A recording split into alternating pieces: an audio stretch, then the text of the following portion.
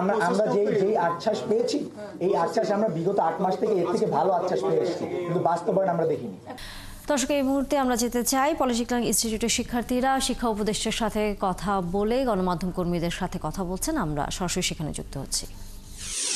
কর্মসূচি থেকে এখানে দীর্ঘ সময়ব্যাপী অযৌক্তিক আলোচনা করা হয়েছে এবং আমাদের সময় লঙ্ঘন করা হয়েছে। আমাদেরকে আমাদের রেহানা ম্যাম বলেছে তোমাদের দাবিগুলো অবশ্যই মেনে নাও। তিনি আজকে এখানে ছিল একটা সমাধানে আসার কথা, আমাদের এখানে সমাধানে আসার কথা।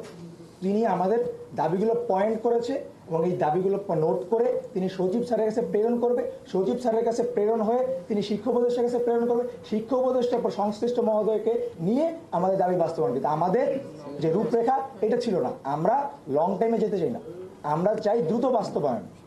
এটা আমরা দীর্ঘ 8 মাস ধরে করে আসছি। এখন কি করবেন? এরপরে আপনাদের তো আশ্বাস দিয়েছে যে উনি সিদ্ধান্ত আলোচনা করবেন, তারপরে সেই মতো অপেক্ষা করবেন না?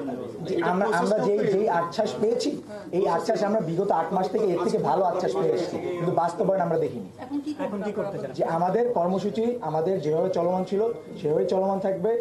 আমাদের জনদুর্ভোগ যতটা কমিয়ে আমাদের আন্দোলন পরিচালনা করার সেটা আমরা চেষ্টা করব। আপনাদের ব্লকেটের কথা ছিল, সেগুলো কি? যে আজকের আমাদের শিথিল রয়েছে, শিথিল এখন পর্যন্ত অব্যাহত আছে।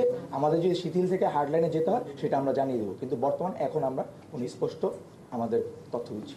আচ্ছা, আমার আরেকটা শেষ প্রশ্ন হচ্ছে, গতকালকে আপনারা আন্দোলন করেছেন, হ্যাঁ, রাস্তা আটকে, কিন্তু আপনারা যেখানে শিশুরা কষ্ট পাচ্ছে, সাধারণ মানুষ কষ্ট পাচ্ছে, আপনারা রাস্তা আটকে সেখানে ফুটবল খেলার মতো কাজগুলো কেন হয়েছে? এগুলো কারা করেছে? এটা কি খুব শোভনীয় ছিল? এগুলো কি খুব এবং শিক্ষার্থী সুলভ ছিল? দুইটা ব্যাপার। একটা হলো যে আপনাদের এই আন্দোলন শিক্ষকদের কথা বারবার আসছে, আপনাদের কাছে এর কোনো উত্তর আছে কিনা যে আপনাদের আশেপাশে শিক্ষকদের কেন দেখা যাচ্ছে? 1 নম্বর।